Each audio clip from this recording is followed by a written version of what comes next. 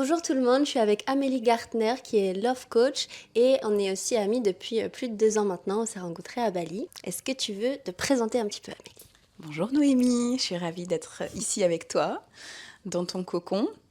Je m'appelle Amélie Gartner et je suis Love Coach. Je travaille beaucoup avec beaucoup de femmes, surtout, mais aussi des hommes, sur l'amour de soi, la confiance en soi, l'estime de soi.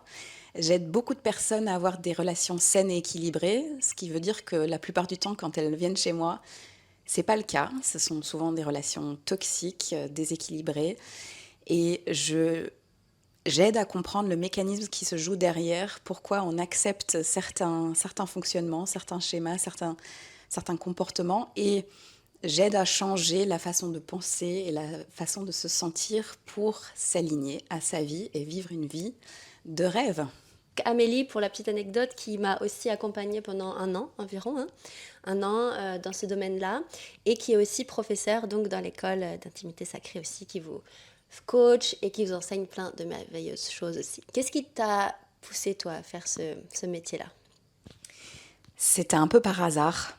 Avant, j'étais dans des grandes sociétés, des multinationales, à faire un travail classique du matin au soir, qui était bien vu par la société. J'avais un bon salaire, j'avais un travail qui rentrait dans la norme, on va dire. Et puis il y a eu le Covid et j'ai senti que j'étais pas du tout à ma place. Je pouvais pas faire exactement ce que j'aimais faire.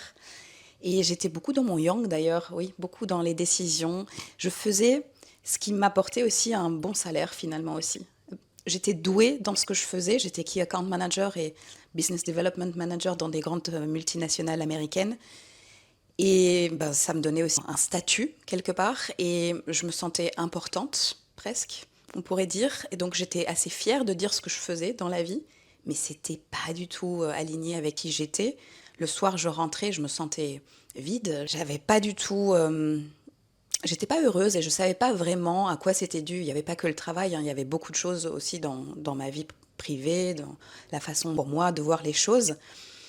Et un jour, je me suis fait licencier du jour au lendemain et j'ai pris une business coach qui m'a fait faire un exercice.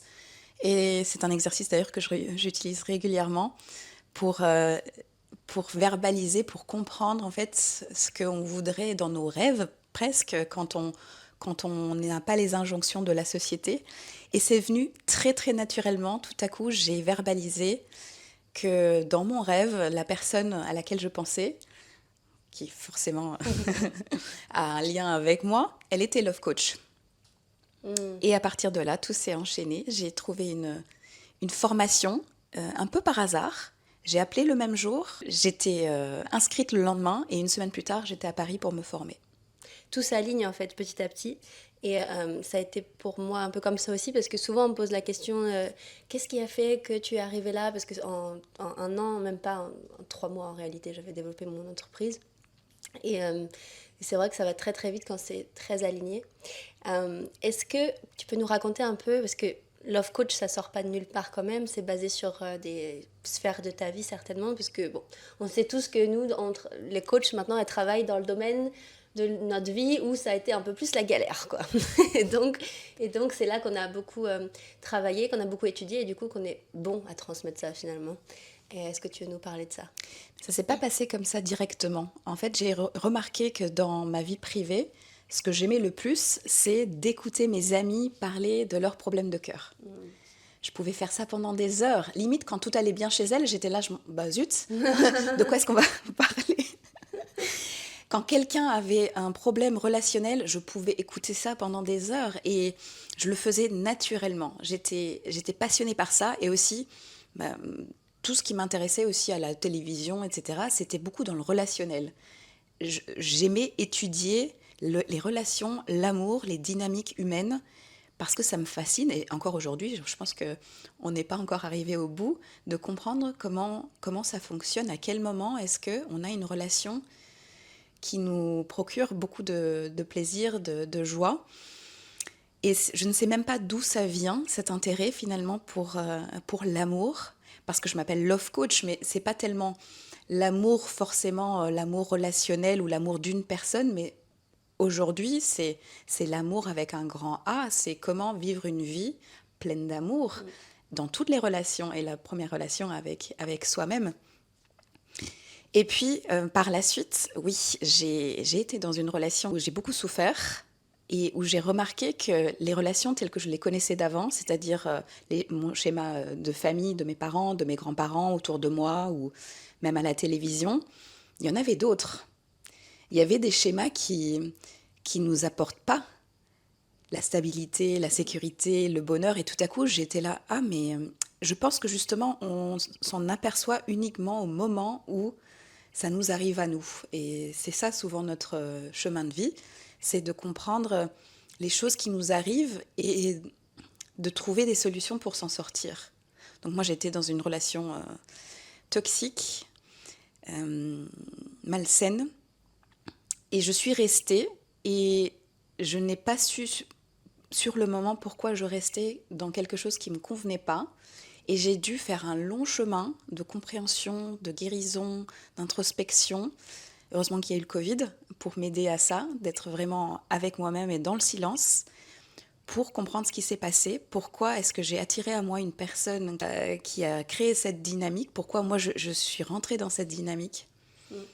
Et grâce à ça, grâce à cette compréhension et cette expérience, aujourd'hui, je l'utilise dans mon métier parce que j'accompagne justement beaucoup de personnes qui vivent quelque chose de très similaire.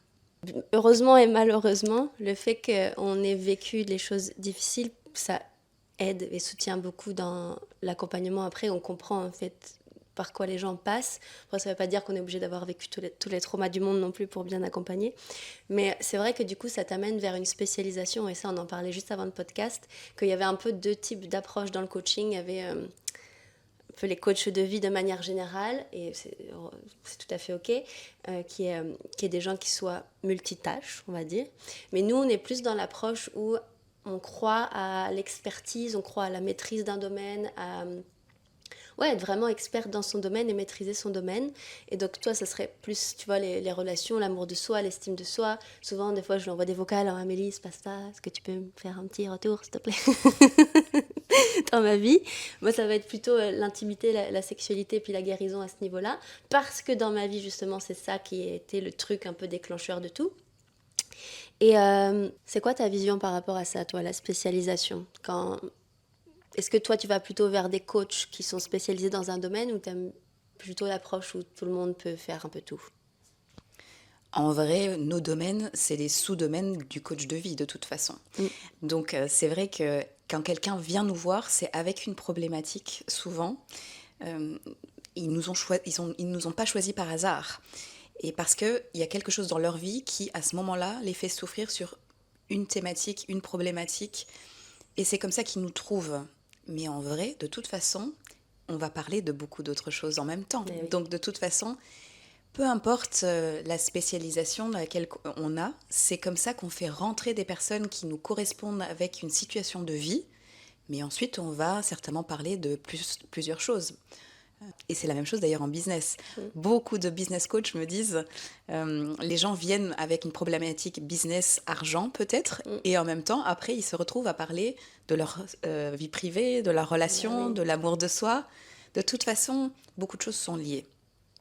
Donc, mon idée, c'est de faire exactement ce qu'on aime, de ne pas essayer de se conformer à quelque chose qui est peut-être moderne ou quelque chose comme ça.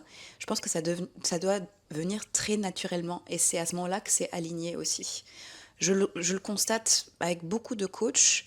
Parfois, ça a l'air un peu forcé, parce que ce qui arrive aussi, comme on travaille avec l'humain et que nous-mêmes, on travaille avec nos expériences personnelles, on évolue également. Donc, ça arrive régulièrement dans notre business qu'on se réaligne aussi, parce que la personne qui accompagnait des personnes il y a 3 ans, on n'est plus cette personne-là. Donc on doit se réinventer également. Et je constate ça en ce moment dans mon travail. J'étais beaucoup attirée par les personnes qui avaient un problème ou de la souffrance, et je voulais les aider à sortir de là. Et aujourd'hui, je remarque que comme moi, je ne suis plus dans la souffrance, j'ai aussi envie d'attirer des personnes qui ont déjà fait un chemin et qui veulent aller plus loin. Ouais. Donc, il y a des énergies qui s'attirent. Donc, selon moi, quand on est dans l'aide à la personne, il faut s'écouter. C'est très important de comprendre qui nous sommes et ce qu'on aimerait faire, aider, accompagner, parce qu'on n'est pas statique, on n'est pas un business, on fait juste Mm. une chose. Ça évolue, parce que ça risque aussi d'arriver qu'à un certain moment, on s'y perd, on ne se retrouve plus, c'est plus nous. Tout à fait, ouais. Donc moi, mon école, ça serait de dire de se spécialiser, mais dans le sens qu'est-ce qui nous importe à nous. Et si on a, et je l'ai déjà vu aussi autour de moi, il y a plusieurs coachs qui ont plusieurs intérêts parallèles qui parfois n'ont rien à voir. Mm. Parfois, ils aiment la poterie et parfois, ils aiment le yoga. Et ils aiment le développement personnel. Et ils essayent à ce moment-là de trouver quelque chose qui peut rassembler plusieurs sphères. Mais c'est vrai que souvent, j'écoute mon intuition et je me dis, il doit y avoir un élément dominant sur lequel tu as peut-être envie de travailler, parce qu'au moins aussi, c'est très clair pour les futurs clients ce que tu peux apporter. Mm. Parfois, je trouve que ça reste très flou C'est ça. sur certains coachs qui proposent quelque chose que je connais, par exemple, dans mon entourage, et parfois je leur demande qu'est-ce que tu fais concrètement, quelle est ta spécialité, qui est-ce que tu accompagnes, qui est ton client bonbon, qu'est-ce que tu veux leur apporter réellement. Et si là, si ça bug déjà pour le coach ou la coach, eh ben, comment est-ce que la personne qui va venir travailler avec toi sait ce que tu peux lui apporter. Ouais. Ça doit être très clair défini pour nous d'abord, pour qu'on puisse le communiquer de façon très claire, pour que la personne soit attirée à nous. D'ailleurs, je suis encore parfois très, très surprise des personnes qui viennent à moi, à quel point elles me ressemblent. À chaque fois, ça me fait ça, et à chaque fois, je me dis, mais comment ça se fait que tu me racontes mon histoire de vie? Comment ça se fait que j'ai l'impression que il y a plein d'éléments dont tu me parles qui me parlent. Et bien sûr, je ne le dis pas directement, je ne dis pas j'ai vécu la même chose, parce qu'à ce moment-là, ce n'est pas exactement le sujet de la conversation. Mais tout de suite, j'arrive à comprendre ce qui est en train de se passer. Et donc, j'arrive à accompagner comme si c'était ma version de moi d'avant. Ouais. Et comme si j'étais en train de parler à Amélie d'il y a peut-être 3 ans, 5 ans. Et je la prends par la main et je l'accompagne à travers un processus pour qu'elle puisse justement cheminer et avoir ce que moi j'ai aujourd'hui. Ouais, c'est super intéressant ce que tu dis parce que il y a plein de coachs comme ça, comme je dis au début, bon, ils sont coachs de vie, hygiénistes, nutritionnistes, naturopathes, masseurs. Et en fait, bon, c'est ok de commencer comme ça. J'ai commencé comme ça aussi, Reiki, naturopathie, massage, machin. Mais c'est vrai que petit à petit, vous allez peut-être commencer à accompagner des gens. Et plus vous allez accompagner des gens, plus vous allez voir quel type de personnes vous attirez, plus aussi vous allez voir qu'est-ce que vous aimez faire. Donc c'est ok de commencer comme ça, mais c'est vrai que je suis je suis de la même école que toi, dans le sens où au bout d'un moment, je pense que c'est très important d'être experte dans son domaine. Pour, comme tu dis, que les gens ils comprennent ce qu'ils vont gagner à venir chez toi. Même si, je sais pas, t'es sex coach, ça veut pas dire que tu vas pas parler de nutrition ou de famille, de choses comme ça. Évidemment, ça vient avec. Love coach, c'est pareil. Mais en fait, c'est très intéressant de voir notre évolution. Et c'est vrai que toi aussi, tu évolues en tant que coach. J'ai un peu la même chose en ce moment avec ma business coach, justement. On travaillait sur, par exemple, ma ligne éditoriale, qu'est-ce que je vais poster, tout sur les réseaux, parce que j'avais perdu un peu de la hargne, tu vois. Et j'étais là, mais je comprends pas, je sais pas quoi poster, ça me saoule, alors qu'avant, je faisais des lives non-stop, non-stop. Et j'ai réalisé qu'en fait, mais j'étais plus traumatisée, que j'avais guéri. Et mon fuel, au début, c'était je vais mal, je suis en colère, et donc je vais donner tout ce que je sais, je vais accompagner les femmes, je vais sauver tout le monde. Et là, maintenant, j'ai plein de femmes qui rentrent dans mes programmes, on va dire, de tout ce qui va être autour de la guérison, de la libération. Mais donc j'ai toujours envie de les coacher, ces femmes-là, c'est pas le problème, mais je sens que j'ai plus envie de mettre tout mon focus avec ces personnes-là. Que de la guérison, que de la libération, que du trauma. C'est important, je les rejette pas du tout et je continue de faire ça. Mais je vois que j'ai envie maintenant, mon focus, il est sur, ok, il faut que je forme le plus de femmes possible qui vont accompagner ces femmes-là, justement, où moi, j'ai pas forcément envie de les accompagner maintenant. Et c'est échelon par échelon par échelon, et on fait que de se former tout le temps en tant que coach. Je crois que en 3 ans, j'ai jamais eu pas de coach, en fait. Depuis que je travaille, en fait, dans le coaching, j'ai toujours eu au moins une coach. Que ce soit business, que ce soit même de coach du coup, business, tu vois, d'être accompagné toujours comme ça, c'est être aligné, et aussi pour perfectionner ce que je fais déjà. Puis bah, nous, on évolue, hein, comme tu as dit, donc on a toujours besoin de soutien personnel. Et donc, ouais, ça, c'est super intéressant aussi de se rendre compte de ça. C'est très intéressant ce que tu viens de dire, Noémie, parce que justement, je pense que c'est dans la souffrance qu'on crée beaucoup de choses. Et je pense que beaucoup d'artistes créent beaucoup de choses lorsqu'il y a une peine de cœur, lorsqu'il y a de la souffrance. C'est là que l'humain se puise beaucoup de création, d'énergie. Et j'avoue que je regrette aujourd'hui de ne pas avoir utilisé cette énergie davantage quand j'allais vraiment mal pour être dans la création. J'écrivais beaucoup à l'époque, mais je faisais du journaling. Et je pense que j'aurais pu écrire un livre très facilement à ce moment-là. Ouais. Parce que ça devait sortir, je devais faire quelque chose, je devais donner une place à la souffrance, avec moi-même aussi. Et je ne l'ai pas fait, j'ai écrit beaucoup pour moi. Et aujourd'hui, étant guérie, j'ai plus de mal à écrire. D'ailleurs, j'avais mis en place des rituels, des routines matinales, etc. Et à un certain moment, je commençais à voyager en Asie. J'ai remarqué que j'avais beaucoup de mal à continuer à faire certaines pratiques, certaines routines.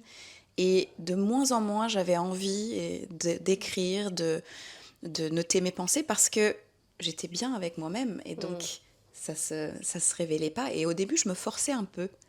Et c'est un petit peu la même chose que tu dis aussi pour les réseaux, pour la communication, le marketing. Au début, ça vient naturellement, on a envie, il y a cette énergie de création, de partage, de transmettre quelque chose. Mais tout à coup, comme on évolue, ça ne résonne plus et on aurait envie de faire autre chose. Sauf que peut-être on a déjà une certaine ligne éditoriale qui est partie. Donc ça voudrait dire se réinventer. Et ça, il faut d'abord... C'est comme une marque, quelque part aussi. Une marque, ça ne se réinvente pas du tout au tout. Il y a quand même quelque chose qui doit rester parce qu'une marque, ça sert justement à identifier un élément, un produit, un service et de construire une relation de confiance avec les personnes avec lesquelles nous travaillons. Donc de rester cette personne, d'évoluer et de faire évoluer notre business avec nous. Ouais, tout à fait. Mais c'est bien que tu parles de marque parce que ça, c'est un truc que j'ai intégré il y a peut-être quelques mois. Une de mes business coachs qui me dit, mais enfin, après, ça dépend comment on veut évoluer, mais que si vraiment tu as envie d'avoir un impact, tu peux pas être juste coach. Tu es une marque. Et je me dis, oh là là, je suis une marque, ok. Et tu vois, c'est après changer un peu son mindset par rapport à ça, commencer, j'en parle souvent aux filles que j'accompagne, c'est au début, j'étais petite coach Noémie. Après, j'ai créé une école, puis après, il y a eu du monde, et puis une équipe, et puis un jour, je me suis dit, en fait, je suis pas coach, je suis chef d'entreprise. Et après, là, je suis en train de me dire, je suis une marque. Enfin voilà. Tu représentes quelque chose. C'est ça, en fait, on est l'image de ça. Donc après, on peut parler même aussi de l'importance d'incarner ce qu'on transmet et tout ça. Mais comment est-ce que toi, justement... Là, tu es en train de modifier un petit peu ta marque aussi, peut-être, en ce moment. Hein. Mais comment tu l'as créée, en fait, ton offre et tout ça? Parce que tu pars d'une énergie et puis, c'est ça que j'ai envie de faire. Parce que ça peut être difficile pour certaines. Est-ce que je dis présentiel? Est-ce que ceci? Comment je fais? Comment est-ce que ça t'est venu de créer ce que tu fais maintenant? J'ai réalisé que j'étais de toute façon naturellement très créative. Il y a des choses qui viennent et je reste souvent avec mes premières idées, mes premières intuitions. Je les mets sur papier, je dessine des choses, j'ai des noms qui me viennent et c'est aligné très très rapidement. Par contre, ça évolue au fur et à mesure des coachings, des programmes, des personnes qui sont avec moi. Je modifie un petit peu pour que ça devienne exactement ce que c'est aujourd'hui. Donc, ma première offre de base, elle n'a jamais changé depuis que j'ai commencé. Et c'est venu naturellement. Mon programme, il s'appelle « Je m'aime ». C'était une évidence, j'ai jamais douté, c'était clair et net. « Je m'aime », c'est le programme et c'est ce qu'il y a à l'intérieur du programme. Au moins, c'est clair. Ouais. Parce que j'aime pas non plus tout ce qui est... Dans le monde du coaching, du développement personnel, il y a aussi beaucoup de belles choses autour. On essaye de décrire quelque chose. Moi, j'ai toujours apprécié le côté direct. Le côté « what you see is what you get ». Mon programme s'appelle « Je m'aime », donc c'est ce que tu vas recevoir. Voilà. Je ne vais pas essayer bien sûr, je décris mon offre, mais donc au fur et à mesure, j'ai compris comment ça fonctionnait. Parce que tout au début, j'accompagnais aussi avec des séances individuelles comme le font les psychologues, par exemple, ou les thérapeutes. Et donc j'avais un cabinet dans lequel je recevais mes clients et ils venaient de temps en temps Et c'était beaucoup de la thérapie, justement. C'était beaucoup parler de sa vie, de comprendre les problèmes et de sortir de la souffrance. Et puis j'ai remarqué, après 3, 4 séances, c'était bon, les personnes allaient mieux. C'était compris, c'était intégré. Et puis, elles s'arrêtaient là. Sauf que moi, j'étais en train de dire, mais non, non, non, on ne s'arrête pas là. En fait, là, tu te sens mieux, mais c'est le moment pour continuer à faire exactement le changement que tu voudrais faire pour que ça ne se reproduise pas, par exemple. Mais en fait, l'humain n'aime pas la souffrance. Donc, il veut sortir de la souffrance. Mais une fois que la souffrance est dépassée, c'est comme si de rien n'était. On passe à l'ordre du jour. Sauf que le coaching ou le travail que moi je fais, c'est des grands changements. Apprendre à s'aimer, à se faire confiance, à connaître sa valeur, avoir des relations, ça ne se fait pas en 3, 4 séances. Donc, j'ai commencé à réaliser que les personnes que j'accompagnais avaient un certain besoin, mais moi aussi j'avais un certain besoin. Mon besoin, mon kiff personnel, c'était de voir évoluer la personne et avoir ce qu'elle voulait avoir. Et pas de la laisser repartir une fois qu'elle allait mieux. Moi, ma proposition, c'est pas tu vas aller mieux. Ma proposition, c'est tu vas avoir la vie de tes rêves. Tu vas la garder. Hein, et tu vas la garder, tu vas l'apprendre et Ouais. tu vas pas reproduire les mêmes schémas. Ouais. Donc moi, mon offre, ma proposition, elle était au-dessus. Donc j'ai dû créer justement des offres alignées à ce que moi je voulais pour pouvoir le proposer. Et à ce moment-là, donc j'ai commencé à mettre un cadre, c'est-à-dire ma façon d'opérer pour avoir les résultats que je voyais qui pouvaient être possibles lorsque ça opérait dans un cadre sécurisé. C'est-à-dire qu'aujourd'hui, j'ai des programmes où c'est défini à l'avance combien de temps ça va prendre. Parce que j'ai réalisé combien de temps ça prend pour parcourir ce chemin. Pour moi, c'est à peu près entre 4 et 6 mois de transformation personnelle pour accompagner quelqu'un, pour comprendre les schémas, les modifier et les maintenir, les intégrer. Parce que ce qui est le plus difficile dans le changement et dans le développement personnel, c'est pas de comprendre. J'ai beaucoup de personnes qui viennent me voir qui ont déjà fait un long chemin, qui sont déjà en thérapie, qui ont déjà lu 20 livres de développement personnel, mais qui me disent « Bon, je comprends beaucoup de choses sur moi et sur ma vie et sur mes relations, et quand bien même, je me sens pas heureuse, je me sens pas alignée, il y a un vide à l'intérieur et je comprends pas comment je peux faire pour changer ça. » Et c'est là que j'interviens. C'est vraiment sur ce qui est le plus dur finalement, le plus difficile, c'est de pratiquer, c'est de mettre en place, c'est de dépasser plein de barrières, des zones de confort, des résistances, et c'est là que je reste à côté jusqu'à ce que la résistance soit dépassée. C'est ça l'avantage d'avoir un coach. Ouais. Parce qu'il va nous aider à faire ce que nous, on n'arrive pas à faire seul, parce que c'est tellement difficile, cette partie-là. C'est ça, et le fait qu'on ait quelqu'un à qui... Parce qu'il y en a plein qui disent, oui, mais moi j'ai mes amis, tu vois, j'ai pas besoin d'un coach. Mais c'est pas pareil, parce que les amis, c'est l'écoute, et puis des conseils basés sur de l'expérience personnelle. Et la coach, bon, ça peut être un peu ça aussi, mais déjà, elle t'écoute pendant 1 heure ou plus. Et c'est vrai que bon, on est formé à ça. Et ce que j'aime bien avec toi, c'est que tu vas vraiment décortiquer une phrase de 4 mots que j'ai dit, où moi je me dis c'est une phrase lambda, et toi t'es là, attends. Tu vas plonger là-dedans et on va rester 3 quarts d'heure dessus, tu vois. Et là, tu dis, ah oui, d'accord, ok. Et même si on est très conscient de nous-mêmes, tu vois, enfin, même nous, on a besoin de coach. Moi, j'ai toujours plein. Oui, toujours des coachs avec moi qui m'accompagnent, qui m'aident à comprendre comment je fonctionne, etc. Et c'est presque indispensable. Enfin, pour moi, tout le monde aurait besoin d'un coach ou d'une coach, évidemment. Ouais, donc c'est vrai que la durée, du coup, de l'accompagnement, même 4 à 6 mois, c'est vraiment la basique. Et j'imagine qu'il y a des gens qui renouvellent après aussi. Moi, c'est ce que j'ai fait dans mes coachings. Souvent, quand je prenais une coach 3 mois, bah, je me disais, bon, bah, là, on repart, tu vois. Mais c'est des cycles. Là, je viens de le faire avec ma business coach, par exemple. C'est un cycle. Et pareil, souvent, on me disait que mes programmes étaient longs. Moi, je ne vends pas des programmes de 2 mois. Enfin, ça arrive, mais c'est vraiment des petites offres pour les personnes, justement, qui n'ont pas les moyens d'investir plus. Donc, je crée aussi ça. Mais c'est minimum 6 mois, 1 an pour soi. Et ma formation pro, c'est 2 ans. Et je parlais avec un ami hier qui me disait, 2 ans, c'est énorme et tout. Je dis, bah, dans la tête, oui. Dans les faits, ça passe extrêmement vite. Et en même temps, bah, on ne va pas apprendre en 3 mois comment accompagner des femmes dans leur trauma, par exemple. L'importance de la durée pour qu'on puisse intégrer tout ce qu'on apprend, parce que comme tu dis, on comprend. Après, le temps que ça descende dans le corps, qu'on l'incarne et qu'on le retransmette après, et qu'on incarne, c'est ça peut prendre plusieurs mois. Ouais. Et alors, tu as la première offre Je m'aime et tu as quoi aussi du coup? Parce que tu dois avoir d'autres. Donc en parallèle, j'ai ensuite créé une autre offre qui s'appelle Sortir de la dépendance affective. Ça, justement, encore une fois, c'est très pointu Mm. comme proposition. C'est parce que justement, j'accompagne. Je m'aime, c'est dans la direction apprendre à s'aimer. Mais j'accompagne beaucoup de personnes à sortir des relations toxiques parce que souvent la personne se retrouve en dépendance affective. Et donc c'est très pointu comme proposition.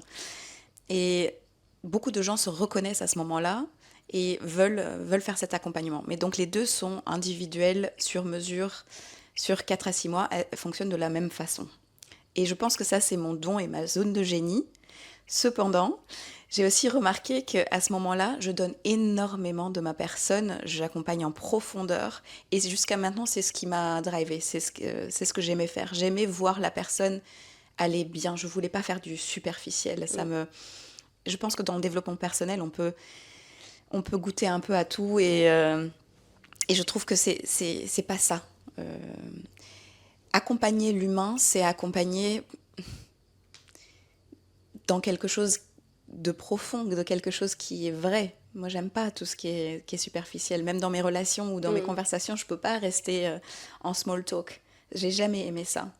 Aujourd'hui, j'arrive à la conclusion que je ne peux pas utiliser mon temps comme ça, individuellement, très longtemps, parce que je m'épuise aussi à ce moment-là à donner de mon énergie. Je pense que c'est sous-estimé, hein, ce travail de thérapeute et de coach, tout ce qu'on donne. Ouais. On voit souvent le dur, par exemple la séance, où on voit le programme, où on voit quelque chose, mais on ne voit pas tout ce qu'il y a derrière. Donc en tant qu'entrepreneur, il y a tout un monde derrière qui se développe. Ce qu'on voit sur les réseaux ou dans le travail d'accompagnement, c'est une toute petite partie apparente de l'iceberg. Derrière, il y a énormément d'énergie, de focus qui est utilisé pour justement créer tout ça, pour mettre tout ça en place. Ça vient pas de nulle part. Justement, tout le travail créatif. Donc, parfois, j'ai des personnes qui essayaient de déterminer le prix à l'heure, par exemple, ou des choses comme ça, sauf que moi, je travaille pas à l'heure. Moi, je travaille, je donne toute mon énergie, mon expertise sur plusieurs mois, justement. Ouais. Qui sont basés sur plein d'autres choses et puis tout le travail que tu fais derrière. Exactement, et je pense que c'est sous-estimé et sous-évalué. Ouais. Et tant qu'on on n'est pas entrepreneur, on ne comprend pas aussi tout ce qui se trame derrière, aussi, que ce soit financier, mais aussi énergétiquement, de temps. Une personne que j'accompagne pendant 4-5 mois, c'est pas juste la séance. Donc, il y a tellement de choses que j'essaye d'expliquer, tout ce que je vais injecter de moi, de ma personne, que je vais... Donc, j'utilise du temps, c'est ce qu'on a de plus précieux dans notre vie. J'utilise mon temps dans une autre personne, pour une autre personne. Et je constate quand même que, bien que je trouve que ça m'apporte quelque chose de voir cette personne évoluer, et puis à la fin, quand elle a fini, de me dire, bon, j'ai participé à une transformation et ça me nourrit. Aujourd'hui, j'arrive à un point où je me dis, ça doit aussi pouvoir se faire différemment. Donc aujourd'hui, j'investis aussi du temps dans des programmes de groupe et des choses qui sont déjà préenregistrées, par exemple, des programmes en ligne où je peux transmettre toute mon expertise et à ce moment-là, pouvoir toucher plus de personnes. Et conserver ton énergie, c'est pour ça que, il y en a beaucoup qui sont pas trop dans les programmes en ligne, ils veulent que du one-to-one et tout ça. Mais en fait, le fait d'avoir des programmes en ligne, c'est-à-dire que vous pouvez avoir l'autonomie à la maison, déjà de faire à votre rythme, d'avoir vraiment les fondations, tu vois, dans les vidéos, le nombre d'heures de vidéos que j'ai, en plus de mes coachings, tu vois, je me dis, j'aurais que les coachings, le nombre de trucs qui rateraient, tu vois, j'ai tellement de choses à transmettre que ça peut pas être en 1 heure de coaching ou même en 2 heures. Il y a la théorie, il y a des exercices, tout ça qui vont être plus dans la plateforme en ligne, le online, et après vous pouvez avoir le groupe, l'individuel ou non, qui va encore plus loin, mais les deux sont vraiment hyper importants. Et après, je sais pas si c'est le cas de tout le monde, je pense qu'il y a peut-être des gens, des coachs qui sont faits pour faire que de l'individuel, ils veulent pas du tout de groupe. Toi et moi, comme on évolue vraiment beaucoup, on se différencie. Moi maintenant, l'individuel, je serais ok de me mettre dedans, pour former des gens sur le long terme, tu vois. Parce que accompagner une femme qui est blessée, tout ça, plusieurs fois on m'a demandé mais comment tu fais, même en retraite, tout ça, comment tu fais pour... Il y a des femmes qui pleurent, qui vomissent tout leur trauma devant toi, et moi je réagis pas. Et en fait, j'ai dû créer un mur de protection et tout ça, et peut-être même une petite déconnexion par rapport à ça pour pas me laisser impacter trop. Parce qu'au tout début, quand j'ai commencé, j'étais là en mode... ça m'impactait personnellement dans ma vie personnelle de voir que cette femme, bah, finalement, j'ai beau donner tout ce que je peux, bah, finalement, elle avance pas ou pas comme j'aimerais, ou elle avance, mais pas dans mon perfect imaginaire que j'aurais pour elle. Et ça, c'est très, très dur à vivre en tant que coach, je trouve, de s'impliquer émotionnellement. Donc, c'est pour ça que, voilà, certains ont fait comme nous, on va dans le groupe où on forme d'autres coachs. Je sais pas si ça te parle, ce que je dis. Pas tout à fait, je comprends. Ah ouais, c'est vrai, toi, t'es pas comme moi. Moi, ça me... Ouais. J'ai appris, je pense, très très tôt. Ouais. Je suis empathique, intuitive, mais je me suis rarement laissée submerger par les émotions des personnes que j'accompagnais. J'ai réussi naturellement, je pense, à garder une certaine distance. Au début, peut-être pas trop, surtout quand ça allait dans des traumas familiaux intenses, mais c'est pas forcément ce que j'accompagne. Ouais. Donc, je sais que c'est là, mais ça, c'est pas mon travail. Ça, c'est un travail avec les psychologues ou avec les médecins. Donc, je sais que ça existe, mais je reprends en fait beaucoup la personne dans sa vie actuelle. Mais non, ça me parle pas autant. Au contraire, je suis assez détachée en effet de ce que vit la personne dans le bon sens parce que je sais ce qu'elle va vivre avec moi. C'est-à-dire que je vois déjà où elle est, mais j'ai la conviction que je suis capable de l'emmener avec moi pour qu'elle arrête justement de vivre ça. Donc moi, je vois déjà l'évolution. Je reste pas triste par rapport à sa tristesse actuelle. Je suis déjà excitée à l'idée de pouvoir l'emmener parce que c'est le temps, c'est le bon moment de changer. Donc en fait, je suis souvent extrêmement heureuse quand une personne qui ne va pas bien se choisit, vient me voir, me parle de sa blessure parce que je me dis ah enfin cette personne est en train de se choisir, elle vient me voir et je suis capable de l'aider. Donc je m'approprie pas sa tristesse et sa souffrance, mais au contraire je l'injecte de la confiance et l'inverse en fait. Ouais. Je lui donne tout ce que j'ai, tout l'amour que j'ai pour qu'elle puisse avoir confiance qu'autre chose est possible. Si vous êtes coach ou vous voulez devenir coach, c'est que on a quand même une vie de dingue. On vit en Thaïlande, en Asie, on est nomade. Enfin, moi, je suis moins nomade maintenant, mais je bouge au moins 3-4 fois par an quand même. Toi aussi, pas mal. On en parlera. Et c'est vrai qu'on crée cette vie, que ce soit abondance, on va dire, autant financière que sociale, que professionnelle. Il y a 4 ans, 5 ans maintenant, j'aurais jamais imaginé que cette vie était possible. Je me rappelle que si je faisais de la visualisation avec mon premier coach que j'ai pris, en mode oh, je me vois travailler là, mais je savais pas que c'était possible, quoi. Et que ce soit en termes d'argent et même en termes de qualité de vie, d'amour de vie, comme tu disais, d'amour de ta vie. Comment est-ce que toi, tu vois en fait la vie que tu as aujourd'hui, tu vois? Parce que ce que je remarque, c'est que personnellement, en tout cas, mon travail et ma vie perso, c'est la même chose d'une certaine manière. C'est-à-dire que je ne peux pas être ce que je suis aujourd'hui si j'avais une autre qualité de vie et vice-versa. En fait, si j'avais cette qualité de vie et je ferais un travail qui... C'est même pas travail finalement. Tu vois, je sais même pas quel mot utiliser. C'est peut-être chemin de vie, mission. C'est ça. Ou même, j'ai pas le choix parce que je suis venue faire ça et donc ça fait partie de mon quotidien, comme me laver les dents presque. Transmettre, oui. Ça, la transmission. Vas-y, est-ce que tu veux nous parler un peu de toi, comment tu sens tout ça? C'est vrai que moi non plus, j'ai pas l'impression de travailler. D'ailleurs, quand j'accompagne quelqu'un qui me dit des choses comme ah, je suis fatiguée en ce moment, j'attends qu'une chose, c'est le week-end pour pouvoir me reposer, j'attends les vacances. Et je connais ce discours, il m'est familier, je le connais. Et je vivais aussi dans cette façon de vivre la vie que la société nous a montrée, dans laquelle j'ai grandi en Europe. C'est ce côté, on va à l'école, on se forme, on a un travail, on va au travail, on travaille du lundi au vendredi. Ouais. C'est comme ça que j'ai grandi, c'est comme ça que mon environnement était, c'est comme ça que je me suis dit, bah, c'est ça la vie. Et donc, je suis rentrée dans ce schéma comme une bonne élève et je voulais exceller dans cette façon de vivre sa vie. Sauf qu'elle ne me correspondait pas. J'ai bien compris que ça me rendait pas heureuse, que ça me remplissait pas, à part, oui, j'avais un salaire à la fin du mois. Mm. Mais justement, je pose beaucoup la question aux personnes, si tu n'avais pas le salaire à la fin du mois, est-ce que tu vivrais la même vie? Mm.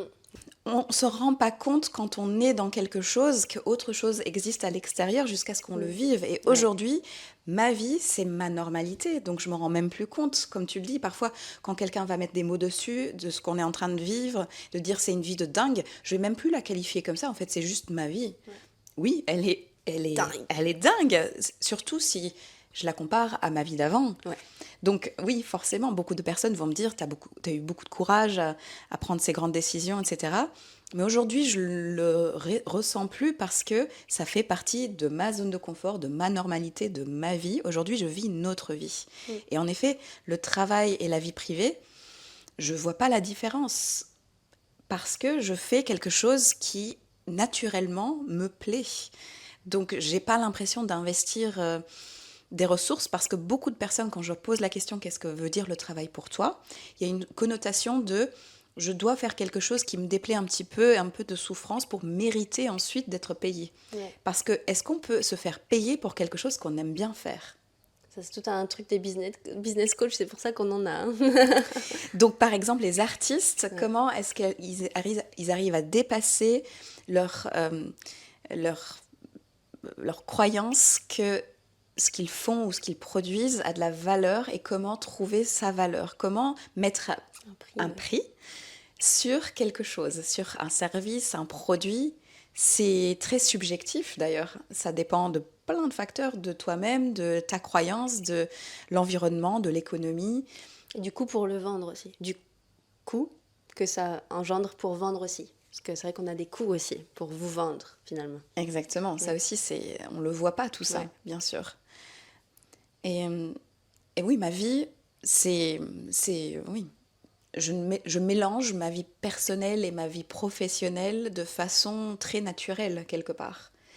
Parce que si on me posait la question, est-ce que tu ferais la même chose sans être payé? C'est oui. Ouais, ouais, c'est ça. L'argent, pour moi, c'est un moyen d'échanger. C'est d'échanger des énergies. C'est que je te donne quelque chose et tu me donnes quelque chose en retour. Mais je le fais pas pour recevoir l'argent. Non, je le fais pour voir cette transformation. C'est ça. Et après, on a évidemment besoin de cet argent pour vivre dans la société dans laquelle on est aujourd'hui, évidemment. Mais c'est vrai que c'est une très bonne remarque, ça, de dire si tu n'étais pas payé pour ça, est-ce que tu le ferais ou pas? Et il y a un truc en nous qui dit oui, parce que j'ai pas le choix, il faut que je fasse ça, parce que c'est en moi, quoi. C'est vraiment trop important. Oui, et après, c'est vrai que c'est un peu... Ça peut être ça peut être pour et contre, tu vois, de dire, ok, ma vie perso et ma vie pro, c'est la même. Des fois, on a quand même besoin de se dire, bon, là, tout doux, tu vois, on va arrêter de travailler quand on est en lancement, quand il y a des trucs, ça nous donne beaucoup d'énergie. Et là, on va peut-être utiliser, bon, on va prendre quelques vacances, quoi. Mais n'empêche que c'est pas le même type de vacances, parce qu'au final, moi, quand je commence à m'arrêter, je me dis, bon... c'est quand que je reprends, tu vois. C'est vraiment comme si, finalement, c'est pas en mode j'ai travaillé, c'est bon, je mérite des vacances. C'est le même type de repos que quand je viens de voir des amis toute la journée. Le lendemain, j'ai besoin d'être seule et de me reposer. Bah, pareil, quand j'ai travaillé, le lendemain, j'ai besoin de peut-être d'être seule et de me reposer. Mais c'est pas vraiment le dur labeur là, que je viens de faire. Il faut que j'arrête de travailler. Ces gens-là, c'est bon, ils m'ont trop pris. Et ça, c'est incroyable comme vie. Même si nous, on est quand même dans la gratitude tout le temps, on sent qu'on a acquis cette liberté dans un... Voilà, que ça fait partie de notre routine. N'empêche que c'est vrai que ça me demande du courage quand même et de la force, parce qu'on parle beaucoup parfois que la liberté, ça demande de la responsabilité de soi. C'est-à-dire que des fois, on a tellement de choix dans quel pays on va, où est-ce qu'on habite, avec qui, quand est-ce qu'on travaille, à quelle heure, quel nombre de clients on a, qu'est-ce qu'on va manger. Des fois, c'est qu'on est tellement libre que parfois on se dit mais on peut se perdre. Enfin, moi j'ai commencé à me perdre au tout début, j'étais là, je fais ce que je veux, tout ça, et au final je partais un peu dans mon énergie extrêmement yin et féminine. Trouver son propre équilibre. Exactement. Et toi tu parles bien de la responsabilité, j'en parle de plus en plus aussi, parce que je l'incarne de plus en plus, mais avant c'était pas le cas. Mais est-ce que tu as envie de nous parler un peu de ça, parce qu'il y a beaucoup, je finis sur ça, il y a beaucoup en business féminin, c'est tu suis ton flow, t'as pas besoin de forcer et tout ça, ok. Mais c'est très... en fait, si vous écoutez ça et que vous n'avez pas développé votre entreprise depuis plusieurs années avec une base solide, si vous vous fiez que au flow, je me dis qu'on va pas aller bien loin, quoi, tu vois. Le flow est là, mais il y a aussi la responsabilité et le yang, finalement. Si tu veux nous parler un peu de ça. Et un cadre peut être très sécurisant, justement, Ouais. d'en avoir un. C'est intéressant parce que ma première valeur, c'est la liberté, mais dans mon top 10, j'ai également la stabilité. J'ai remarqué. Parce qu'autant j'aime être libre de mes choix, de mes destinations, de ce que je fais dans ma vie, de pouvoir choisir régulièrement. Et en même temps, quand j'ai trop de choix ou quand je fais beaucoup de choses librement et qu'il me manque une certaine structure, peut-être une routine ou quelque chose comme ça, je le sens également. Et je suis constamment en train de trouver un équilibre, ce qui est une illusion, hein, l'équilibre n'existe pas. Ouais. On est toujours un petit peu là, et puis on essaye de trouver.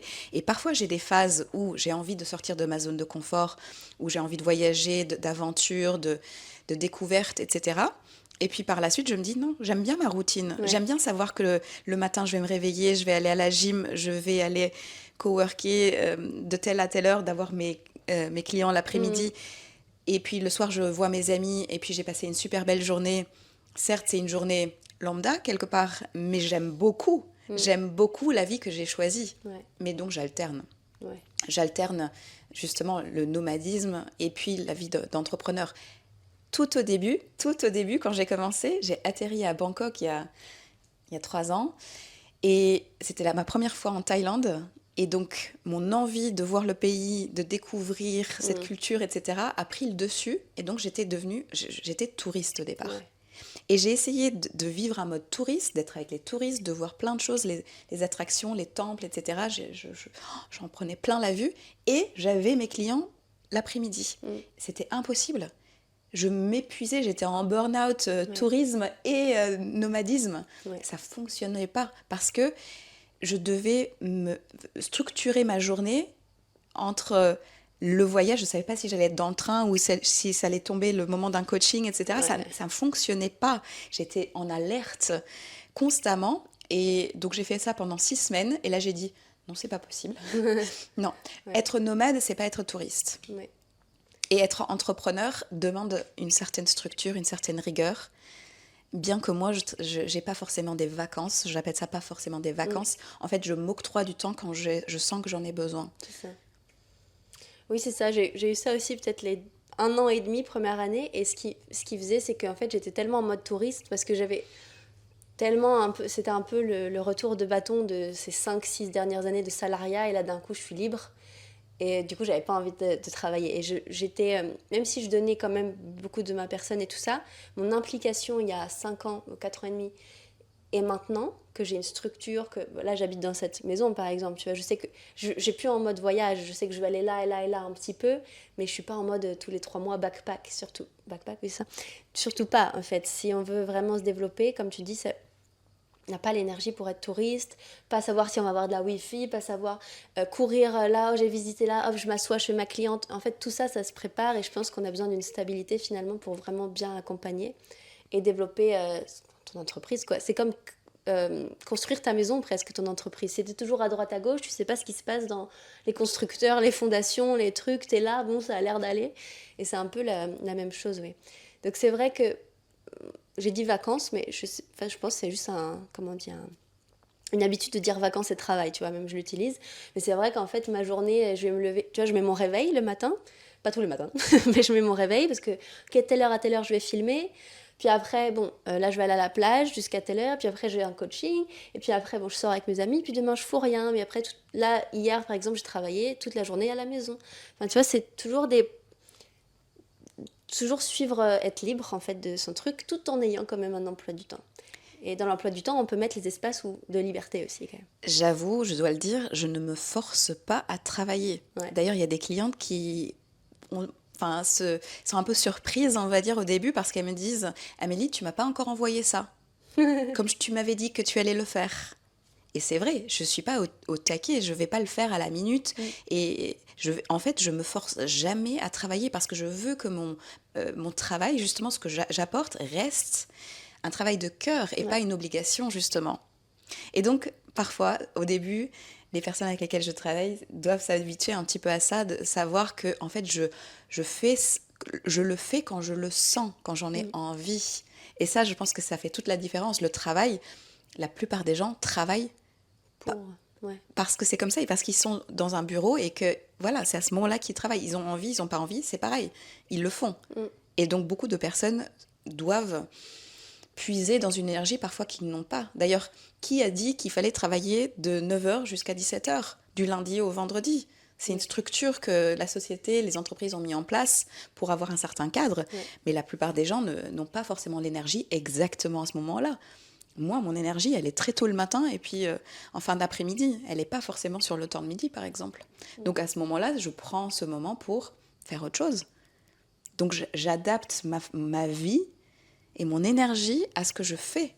C'est pour ça que j'ai pas l'impression de travailler, parce que je me force jamais, ou rarement, Ouais. à moins que ce soit Ouais. vraiment indispensable, qu'il y C'est ait ça. vraiment une deadline. D'ailleurs, c'est important parfois les deadlines, Oui. parce qu'à ce moment-là, bon, c'est podcast ce matin, ok, c'est podcast ce matin, oh, c'est dans l'agenda, et C'est ça. voilà. Nous, on s'est levé, donc là, t'es arrivé à 7h30 du matin chez moi pour faire le podcast, parce que la luminosité est mieux, parce qu'il n'y a pas encore de travaux qui commencent. Donc, on est tranquille. Là, certainement, bon, je sais pas, je vais peut-être aller à la plage cet après-midi, tu vois. Je travaillais, mais n'empêche que on enregistre un podcast à 7h30 du mat quand même. Chose qu'il y a 3 ans, j'aurais dit c'est hors de question. Je dors. T'imagines? Ouais. Tu me demandes de me lever à 6 Oui. heures, mais aujourd'hui, j'aime beaucoup. Moi, je vis beaucoup avec le soleil, justement. Ouais, c'est ça. On n'a pas parlé du cycle aussi, de respecter son cycle. Je sais que moi, quand j'ai mes règles, tout ça, je travaille moins, mais je suis très créative. Mais bon, tout ça, ça va avec. Mais comment est-ce que tu vois les nouvelles entrepreneurs d'aujourd'hui et même celles qui arrivent, quoi, que ce soit au niveau financier, au niveau liberté, au niveau leadership aussi?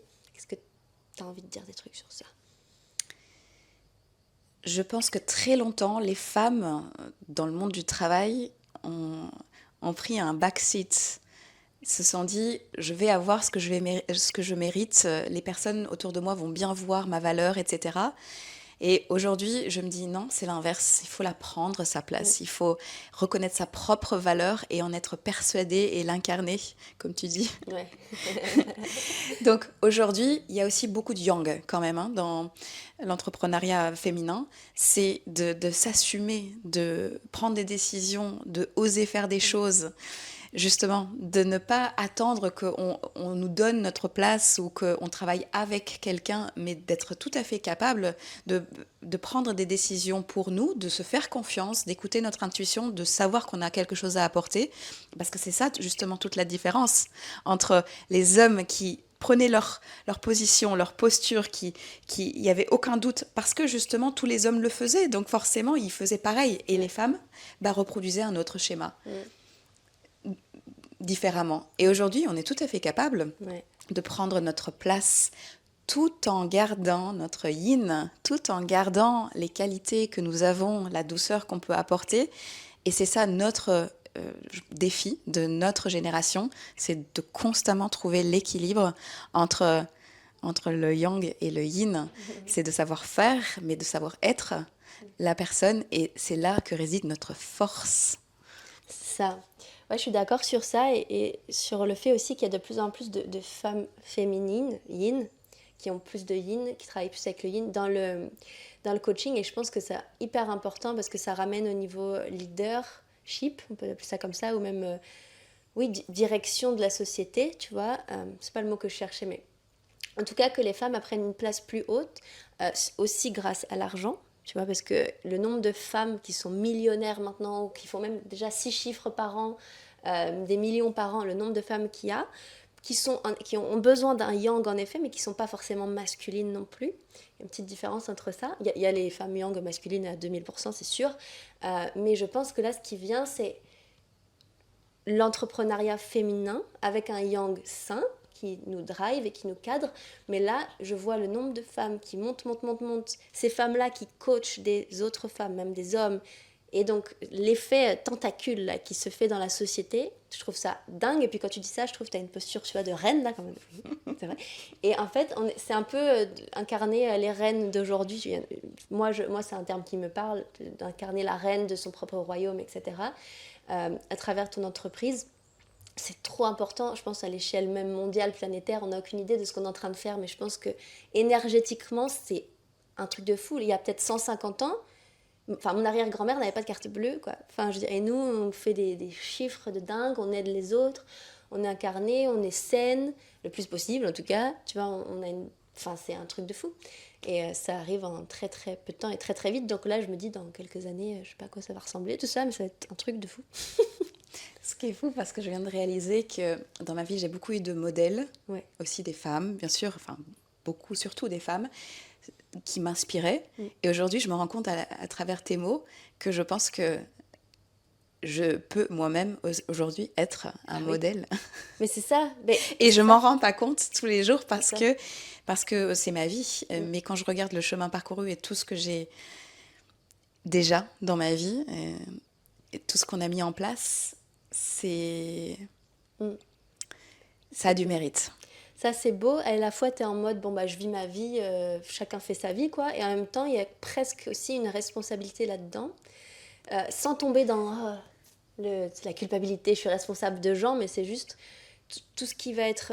On est de l'influence, finalement, de ce qu'on partage sur les réseaux. On doit aussi faire très attention pour pas qu'il y ait trop d'idéalisation, tout ça, mais il y a aussi, regarde ce qui est possible de vivre. Donc, c'est vraiment l'équilibre entre regarde ce qui est possible de vivre, mais je suis une personne tout à fait normale comme toi, mais regarde ce qui est possible de vivre aussi, et je peux t'apprendre, et te guider, et t'aider. Donc c'est toujours de l'équilibre dans ça, et quand je parle de responsabilité, j'avais horreur de ça avant, j'étais là en mode, je veux pas... Je me rappelle. Genre c'est... non, j'ai aucune responsabilité, vous faites votre truc, laissez-moi tranquille. Et là, je suis en train de me dire, bah oui, mais j'enseigne des trucs, surtout nous, on parle d'une blessure pour sortir de la blessure, donc il y a une responsabilité là-dedans, même si chaque être humain est libre de nous écouter ou non. Mais il y a beaucoup de personnes qui nous écoutent en fait. Et ça, c'est un truc, des milliers de personnes qui nous écoutent et on se dit, on s'en rend pas compte. Des millions.